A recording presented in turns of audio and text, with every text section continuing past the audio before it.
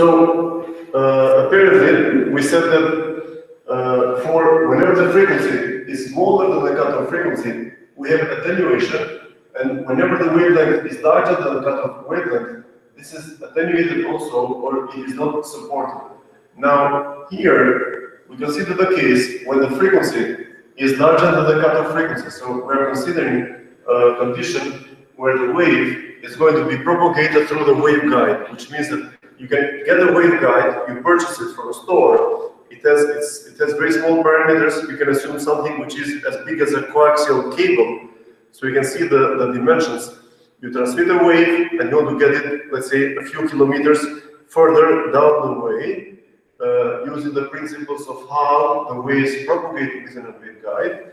And these will be the relationships of the wavelength and of the frequency for a specific waveguide. Now, one thing which can be a little interesting is the fact that in spatial relativity, you might often obtain, or at least see some relationship which looks like this. L is equal to L0 minus B squared over C squared, and this is all square root. So this would mean that, let me think, no, this is multiplied, not divided. This is wrong. This would be, wait a second. What is this factor? If V, it's 3 over 5, we have 1 minus 3 over, sorry, 9 over 25. So this is 16 over 25. So you're dividing it with a smaller number than 1. You're multiplying it. So this means that we have to, since if the length is shortened, we have to multiply with this factor. Okay? So this is wrong. We have to multiply this minus V squared over C squared. So this is like a condition which probably so let's say this is the principles that Einstein used in spatial relativity. And if anyone is using a navigator in your cell phone to find where you are driving to or to find your best location, that one is very sensitive. That one is working perfectly. And this perfect work is made possible by communicating with many satellites at the same time. The satellites are revolving around our planet Earth. But in order to do the calculation correct, all that they have included in the equations, they have included these length changes as a function of speed. So if you are moving with your car with some relative speed, and at the same time the satellites is not stable, it's stationary. They are rotating with very high speed with respect to the speed of Earth. Then all of these, they cause a few nanometers and sometimes few nanoseconds, which have to be added into the equations. Okay, so the space, it gets shorter, or the time, it gets longer, depending on the speed that you are using. And only after these equations that look like this are included into the calculations, only then the navigator that you use from your cell phone, it will work. Only then you can thank to the people who made it possible. But initially, we should thank for Einstein that came up with these equations. Now, here, I can draw a similarity between this expression here with the wave, how the waves propagate in a waveguide. Now, if you are not very busy, if you have a free mind, you can sit down and try to draw more equivalent principles between a waveguide and the way that space-times propagate. And probably you might come with intuitive approaches which can help you also to understand the waveguide. In a similar way that we said that to understand whether a wave propagates or not through a waveguide, you can simply look at the dimensions. If the wave is bigger than the waveguide, you say that it does not propagate, okay? Because the frequency, it will be smaller than the cutoff frequency. So now, this is, wait a second.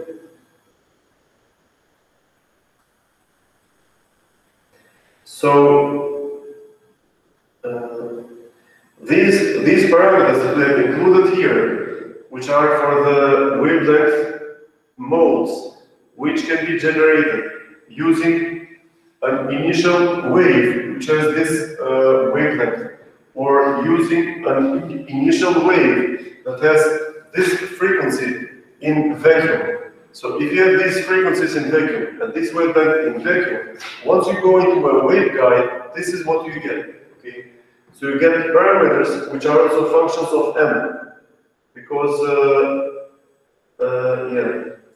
And then just for a moment, let's assume. So these are what happens with the wavelength and with the frequency. But then imagine for a moment, if we have the transverse electromagnetic field, which is the Tm, or m equal to 0, what do we get for lambda m, and what do we get for the frequency m? This is the question.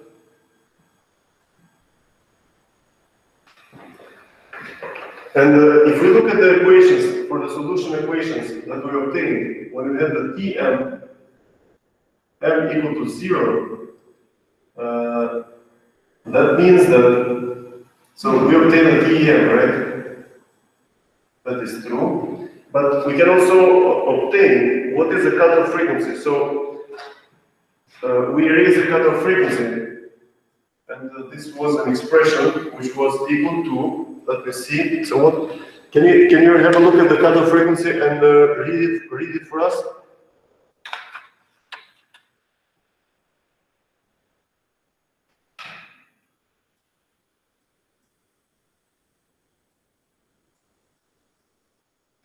So what is this expression when m is equal to 0?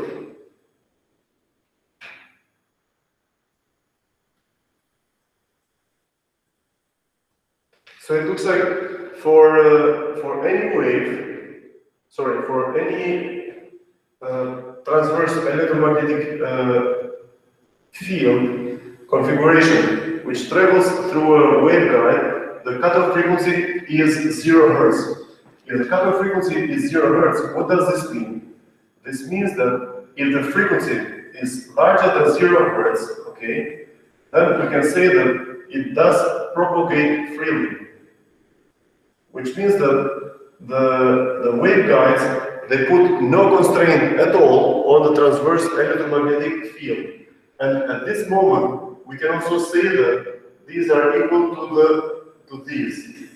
But only for a transverse electromagnetic field, which means that you have a wave source, you construct it so that you can have the transverse TEM mode, and then you are going to see that the wavelength inside the waveguide, it will never change. It will be the same as the wavelength was in an unbounded region.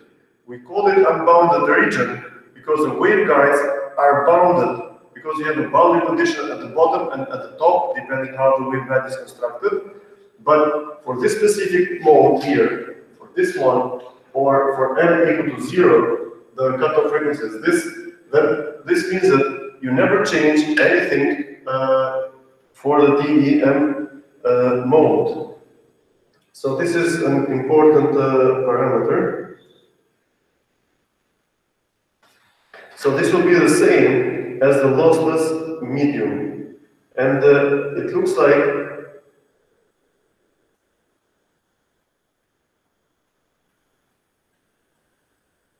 so the question is, what happens with the wavelength of a wave when we insert it inside of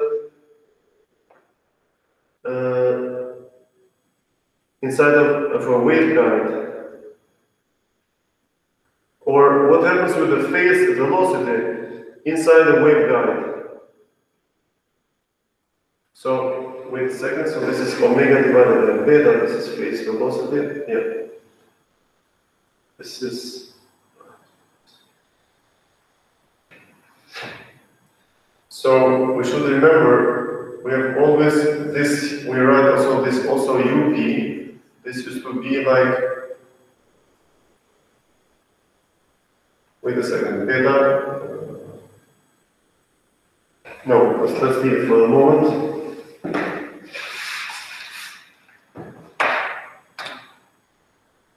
Omega over beta.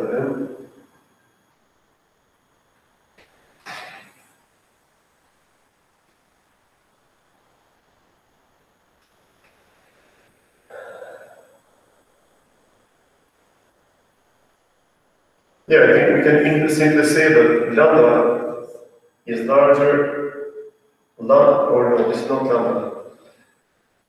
Lambda in a waveguide is larger than the lambda in vacuum. This is one thing. And also the propagation speed in a waveguide, that guide is m, is larger than the propagation speed of the same wave in vacuum. Now, vacuum, we can also write it as unbounded region, okay, which means that we have no boundary like waveguide. So apparently, inside the waveguide, the signal can move a little faster, the information. The phase velocity, this will be the phase velocity. And yeah. Then we can construct also an important relationship, which would be the following. Here we have 1 over lambda squared. This is equal to 1 over lambda m squared plus 1 over lambda c squared. Okay. So it looks like the wavelength of a specific frequency in an unbounded region. This is how it can be expressed as a function of the wavelength inside the waveguide and the critical wavelength here.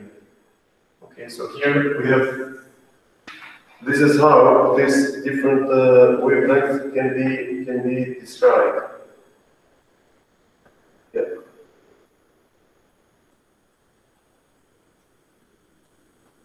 And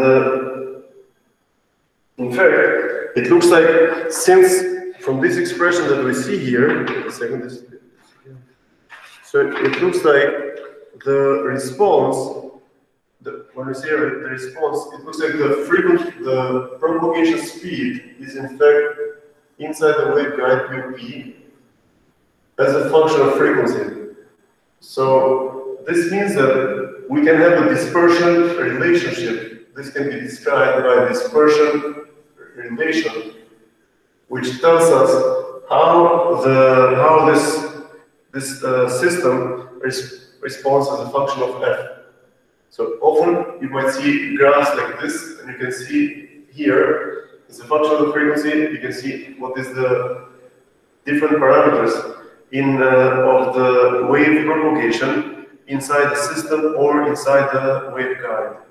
Now, these types of dispersion relationships, you might see them both for waveguides, but another interesting place where you can see those is regarding the transmission of specific modes inside the metal, okay, or inside the semiconductor.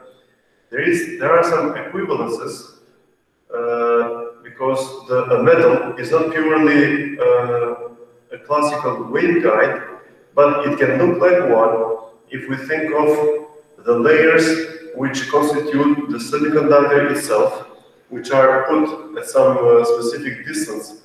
And those small waveguides can lead to some transmission of some specific modes to travel from one side to another. Okay, but we're going to see some examples regarding these. And before we go to that topic, let's just have a look.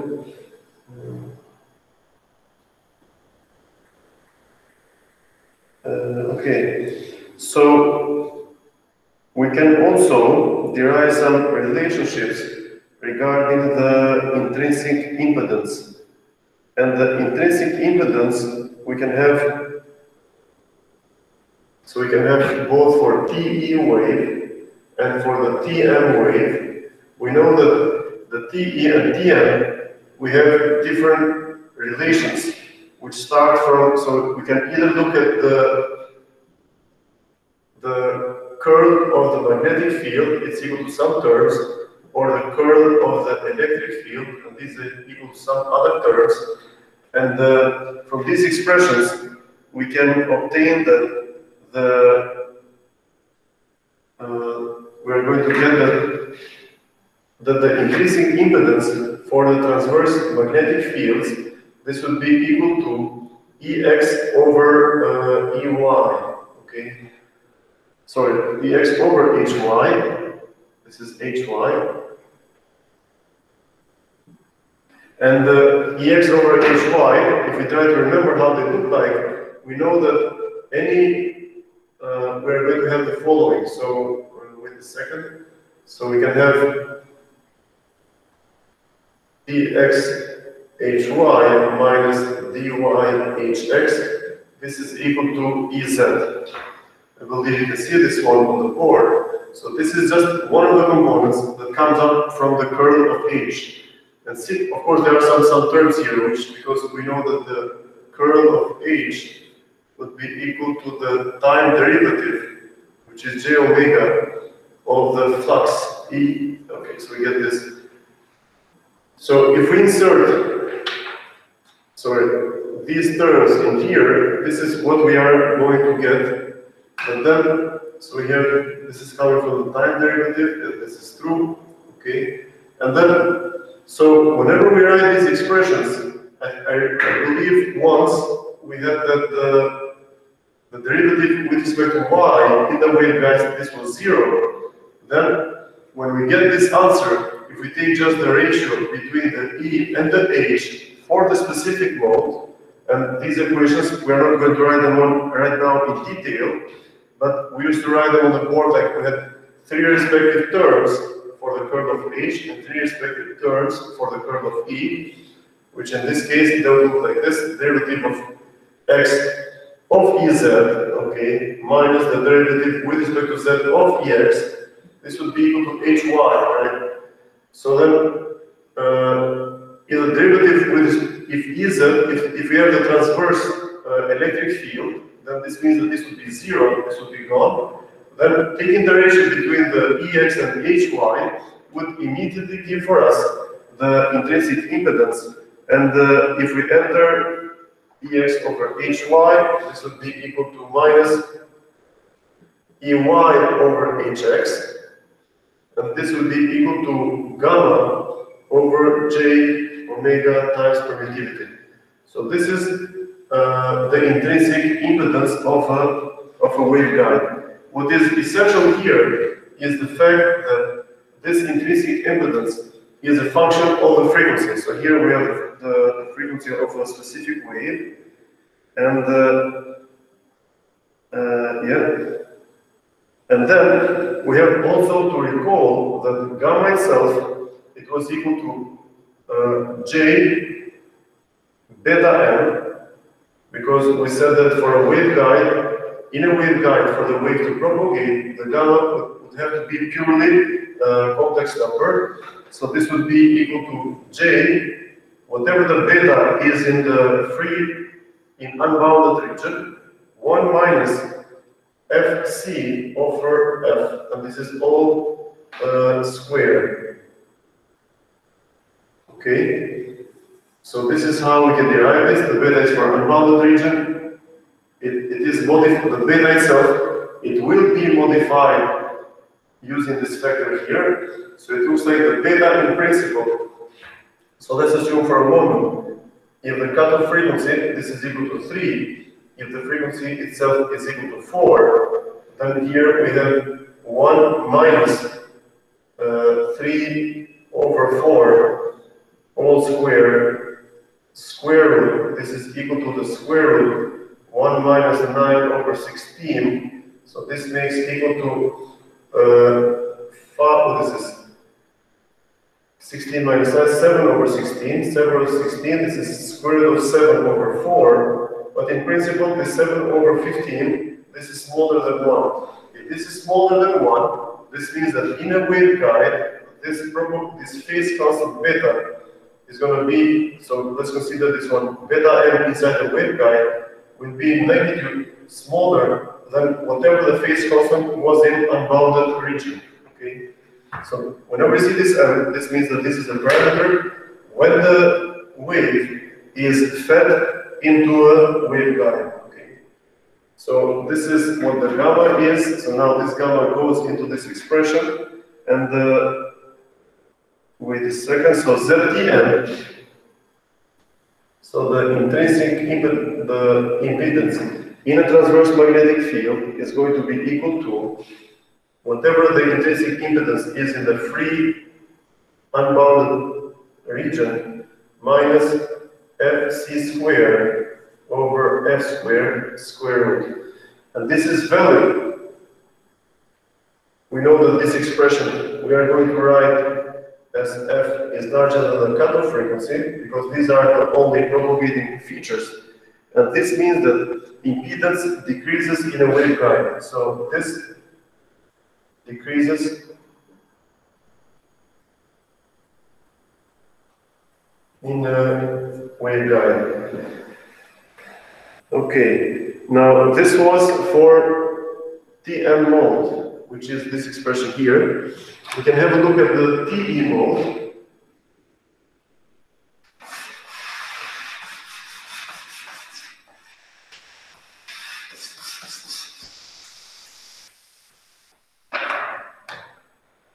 For TE mode, we have a similar relationship, which we can get those from the curl of H and curl of E. This would be equal to J omega mu divided the gamma. Then, in this case, if we substitute, and by the way, when I say this is, so we can compare, in fact, this expression here with this expression here, and let's see how they relate to each other. So they are like inverses of each other, because one is J omega times the permeability divided by the propagation constant. This is kind of the inverse, but it's not exactly it's not this expression to the power -1, because here we have the permeability, and here we have the permittivity. Okay. So if you have the permittivity, then we can simply say that, wait a second. So this means that we have used the flux of the electric field. So this expression is coming from the curl of H, and this is true. Because the curl of H is always equal to the rate of change of the flux of the electric field. Otherwise, the curl of E would be equal to the rate of change of the flux of the magnetic field. One of these has one minus sign. I often forget which one has a minus sign. Probably you can double check it with me, but I think the minus sign comes somewhere in here. Okay, so these were two equations from the Maxwell's equations, and finally, as we can see, this ZTE, it looks like it's the inverse of this one, with the exception that instead of the permittivity, we have the permeability, and then if we substitute also the expression for the gamma, not forgetting that gamma squared is equal to H squared minus the K squared, and this means that this is equal to H squared minus omega squared, like this. This is the gamma squared. So let's not forget this, and finally we obtain that the ZTE, this is equal to the intrinsic impedance of the unbounded region divided by the modifying factor. So one way that we can call this one, we can consider this one as the modifying factor. I mean, this is square root here, so let's compare here with in here. So this is ZTM. This is equal to the intrinsic impedance times square root 1 minus Fc over F all squared. So it looks like in a waveguide, for TM mode, the intrinsic impedance decreases, and here for the waveguide for TE mode, the intrinsic impedance increases. So we can represent this one as in a waveguide. For TE mode, there is more resistance, but for the TM mode, there is less resistance. Okay, there is less resistance. And the one equivalence that you can draw with the previous topics that we have covered is the following. I'm just going to write it right away, and hoping that this will serve like a supporting argument why this is the case. If you remember, whenever we had an incident wave, which was incident on a conductor, so this was a conductor, and we said that we have a standing wave. Whenever we had a standing wave, the electric field, it looked like this, electric field equation. So it's going to look like this. But for a magnetic field, so the electric field was equal to 0 on a very good conductor. The magnetic field, it was not 0, but it was cosine 0. So it goes like this, and it goes here, then the next stage is it's here, so this one goes here, and here. So this was the H. So H, or the magnetic field intensity, which would correspond to the Tn modes here. It looks like they can survive better at the conductive interfaces, okay? Now, when we write down the boundary conditions, we know that so far we are discussing about a waveguide which is made of metal. So electric field components, they vanish the same way where we had the standing waves upon incidence on a conductor. So as a reminder, we're talking about standing wave, and we are observing an indirect equivalence between when we have to deal with these and when we have to deal with waveguides. This intrinsic impedance, we can assume this one like a resistivity of the medium against a disturbance which represents a wave. Okay.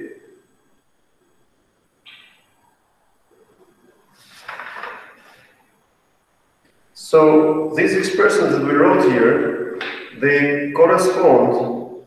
So these were with, so what we have here on the board, the last minutes, we've been talking about only regarding the bottom of the board, okay? So when we were discussing for the intrinsic impedance of the Tn, intrinsic impedance of the Te, and whenever we wrote these two equations, we wrote these only for propagating waves, okay? And when we see the propagating waves, we talk about when the gamma, it is purely imaginary. So this expression here and this expression here, this is written when gamma is a pure imaginary number, like this.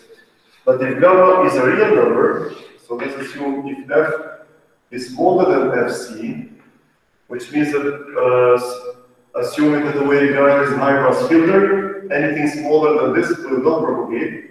So this would be an attenuated wave,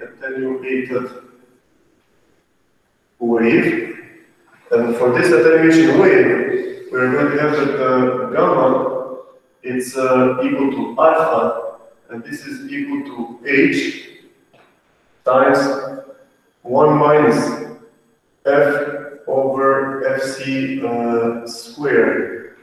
So this is a real number, it's not a complex number, and then the z of the TE waves, this is equal to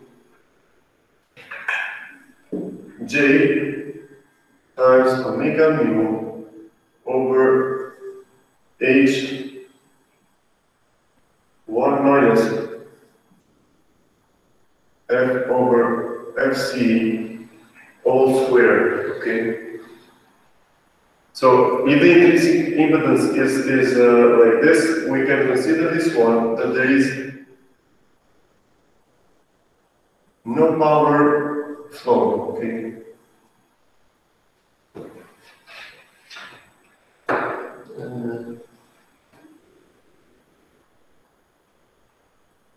Okay.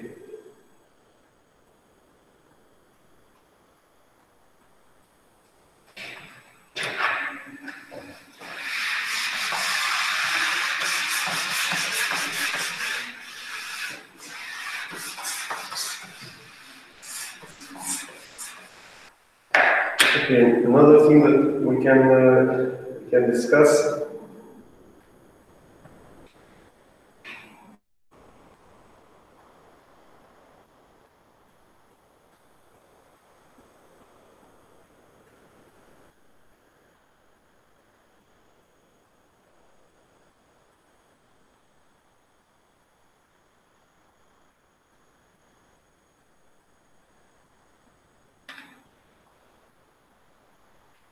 Okay, so let's have a look at this dispersion relationship.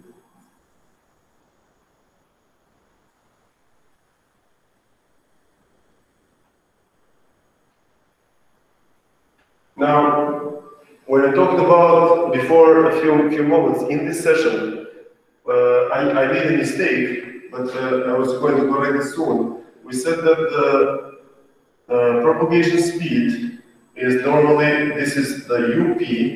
We write this one equal as this is open written as omega over beta, right? And this is the phase velocity. This is the phase velocity. And this is just the phase. It's not including this is not the information, this is not the speed with which the information is traveling. The speed is traveling with the group velocity. Okay, so before a few minutes, I just mentioned it. I thought I'm going to correct it, but I didn't. It was my mistake. But the information, it moves with the group velocity, and group velocity is equal to d omega over d beta. So it is a derivative of a specific dispersion relation. So far, for us, it has been logical or useful in order to understand how the waveguide responds to an external excitation, which can be represented by a traveling wave. This was good enough, but we should not make a mistake saying the following, that when a wave goes into waveguide, we said what? We said the phase velocity increases. That's fine, but could it go faster than the speed of light? Yes, it can. It is a phase velocity, but it is not, we don't have to worry about it, because this would not represent the speed that the information is transmitted. So, because otherwise, this would be misinterpreted as if you have a wave, put it in a waveguide, it travels faster than the speed of light, good for us, we can transmit signals at a faster rate. No, because this is done by using this this other expression. So this is the speed with which the information is traveling. Okay. And now, regarding the dispersion relationships, they often look like this. So we're going to have here the omega, and here we have another factor which is beta, and the graphs. So here we have something like the cutoff frequency, WC, and it goes like this. But this curve, which extends like this, they often converge to some graph which looks as in here. And again, so if we use the first equation for the phase velocity is equal to omega over b. So how are we going to find it? Then let's assume we pick up a point here. So let's pick a point here in the graph, okay? This is what you should care about. Then this point corresponds to a pair of omega and beta, and this omega is higher than some cutoff frequency in a waveguide. That's good. But then what is this UP? UP here, it is equal to omega over b. And omega over b is, let's think for a moment here. Oh, let me keep this. This omega over b, this is equal to omega minus 0 over beta minus 0, which is delta omega, in fact, over delta beta, because it's like the slope of this line. Okay? So if you assume, actually, what would make the situation much worse is this. Imagine you have another point here, which I write it in red, and this would be, in principle, if this is omega over b, it is like delta y over delta x. So it's like the slope of this line. But the slope of this line is increasing very fast. Or imagine if you zoom in very close to this region here, you might get the same value of omega, but now you are dividing with much smaller values of beta, assuming that beta is converging to 0 in this direction. So it is clear that the phase velocity for the dispersion relationship, which report the dependence of omega as a omega beta, of this omega as a function of the phase constant, then And let's not forget, what was beta? Beta was equal to 2 pi over lambda, right? So these are what the beta is equal to. And so it looks like this is inverse lambda. So here the speed of light, or speed, is in meter per second. This is equal to, what is this? This is radian per second. This is the omega. Beta is inverse meters, so it's 1 over meters. So this makes sense, this meters goes up, so this expression is correct, etc. It's always good to go after the units because it might convince ourselves that we are doing the correct expressions.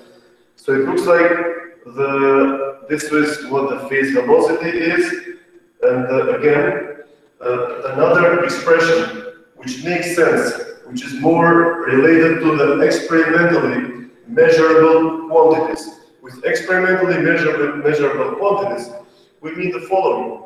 You have a pulse, which you can generate like this, a pulse which is a rising edge.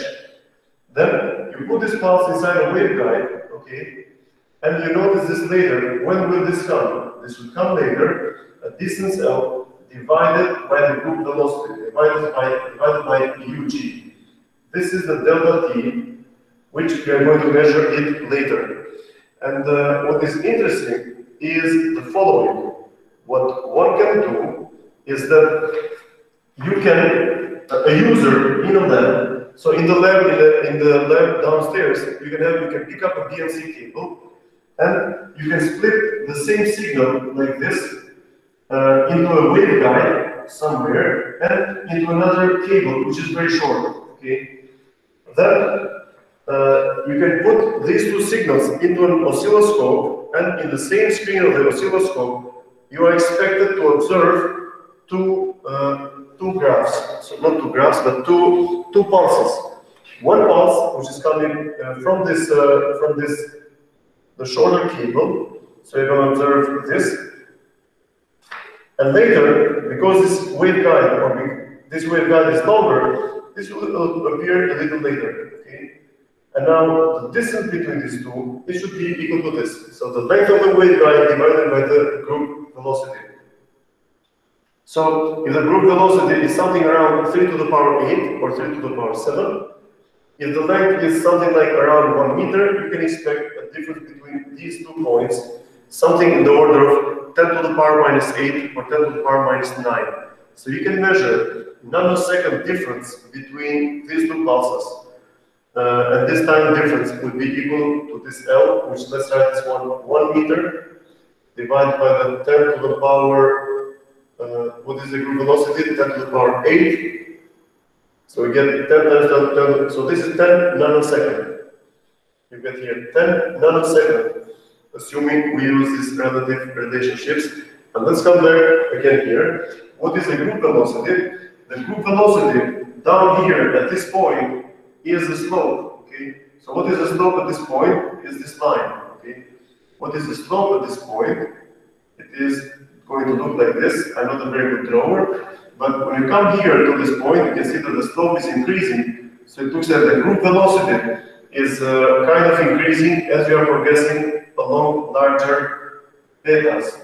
Here, the slope is much smaller, so it looks like the group velocity which means also that the speed of transmitting information through a waveguide initially is small. It keeps increasing because this derivative here, it is the slope, or we call it the slope of the omega as a function of the beta.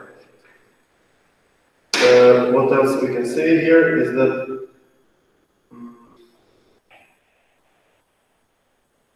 okay. And omega in this expression is in fact equal to the phase velocity times the beta, and this is equal to beta times the propagation speed in unbounded region, 1 minus omega c. This is the cutoff angular frequency divided by the omega in unbounded region. So this is what we observe. Let me think for a moment. So this is equal to BU times some factor which is even in here. So, okay.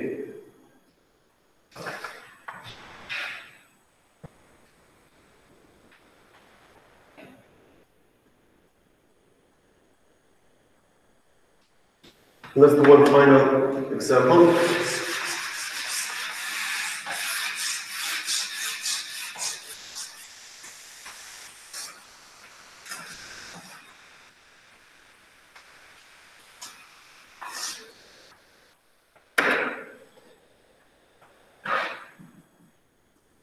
So if we have a parallel plate waveguide, parallel plate waveguide, and this is the parallel plate waveguide, the distance between the two plates is equal to 1.25 centimeters, okay? And the question is, so we're talking about two plates which are going to look like this at 1.25 centimeters. The question is, find cutoff frequency for the transverse electric wave 0, for the transverse magnetic wave 0, TM1, TE1, and the TM2. So we know what are the transverse electric and magnetic fields. We have all the expressions for the frequencies, and let's move on. So what is for TE0? Well, one thing that we can immediately have a look at is the following. What is the cutoff frequency for TM0? For TM0, this corresponds with the TEM wave, right? And for the TEM wave, we found before a while, we said that the cutoff frequency is 0, which means that all the frequencies can be easily carried on through the waveguide without being disturbed. All other modes, we have that the cutoff frequency is equal to M over 2A divided by permittivity and permeability. So the cutoff frequency, then it will be equal to, this is equal to, again equal to M is just a constant number, which is going to change iteratively, divided by 1 over 2 times 1.25 centimeters, okay? And this is the speed of light. The speed of light, permeability and permittivity, assuming that here we have air between in this region, this would be 3 times 10 to the power 10, 3 times 10 to the power 10 centimeters per second. Okay, so, sorry, I wrote 8, it should be 10. Because meters is 8, centimeters is going to be 10. So let's take this is 3 times 10 to the power 10. Then this is going to be something. So if we insert m equal to 1, we would have 3 divided by, so 1.25 times 2, this is equal to 2.5. Then we would have whatever this number is. This is going to be 300. So times 10 to the power 8, times 10 to the power 8, divided by 2.5. 2.5, and then let's multiply here with 10, we multiply here with 10, so we get 25, 100 divided by 25 is 4, times 3, 12, so we're going to have a factor of 12 gigahertz. So here we have that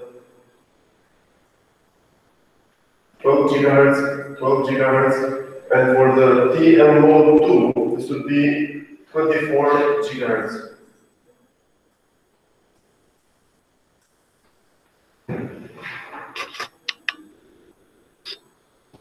Okay. And now we have actually we have left one thing not finished yet, which is the following. What is the cutoff frequency for the TE0 mode? Any idea what this would be?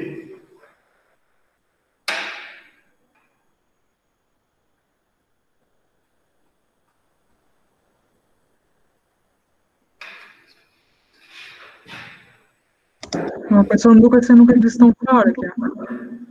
That's true. This does not exist, okay?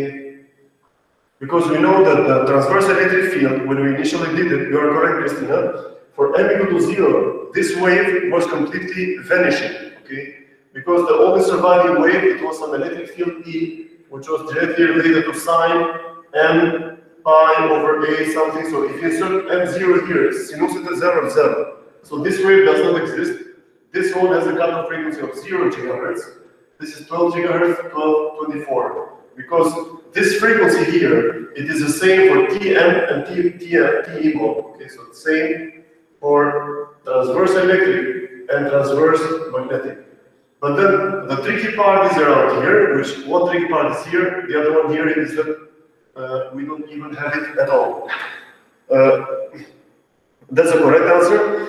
And then the question is, what is the phase velocity for find phase velocity for frequency equal to 15 gigahertz?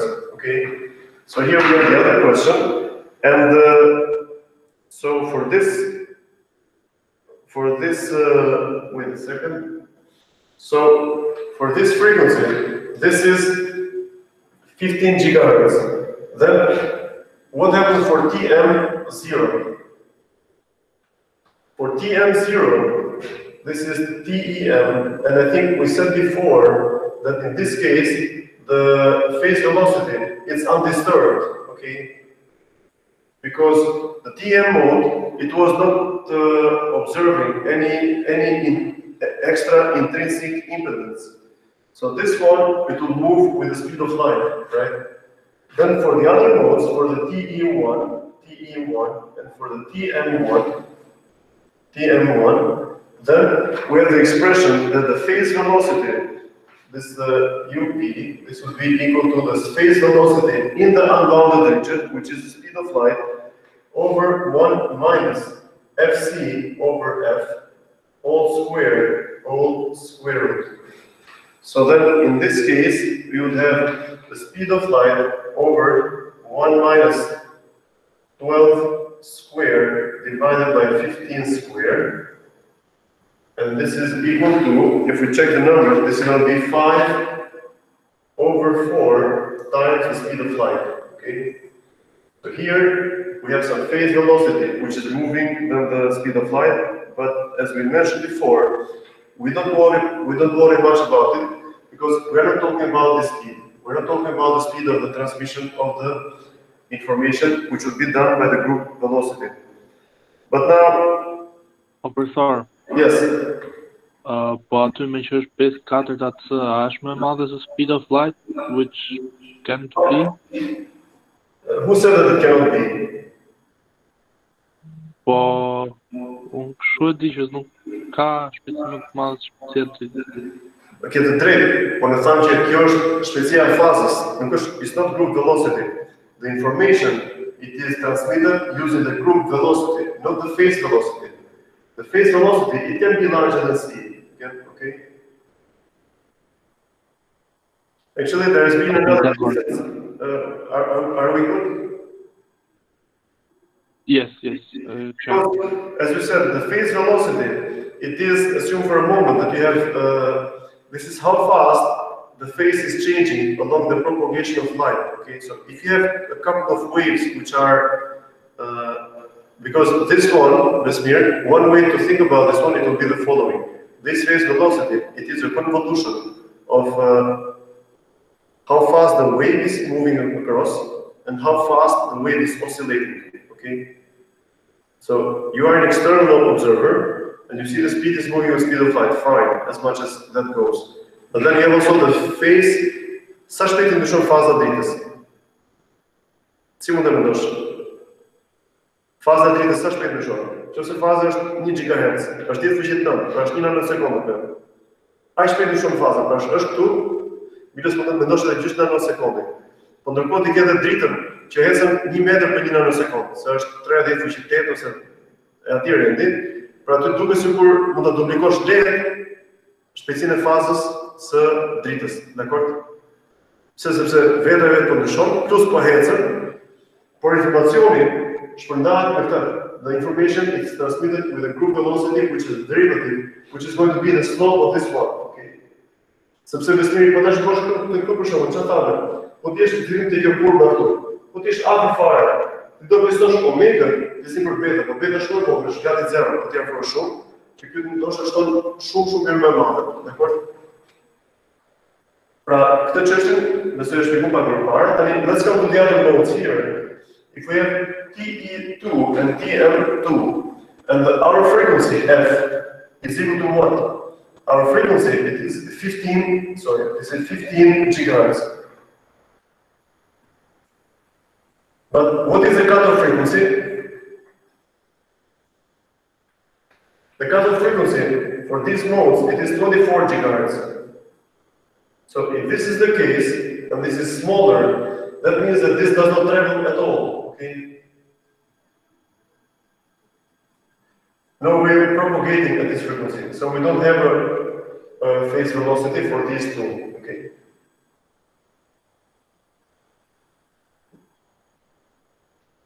Okay, so here we can observe that this does not exist if we write down the speeds.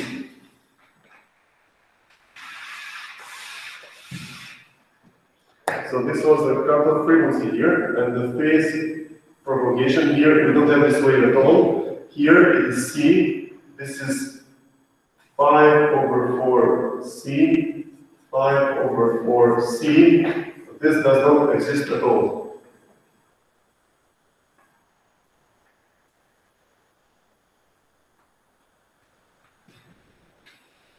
The C is the speed of light. Okay, do you have any question?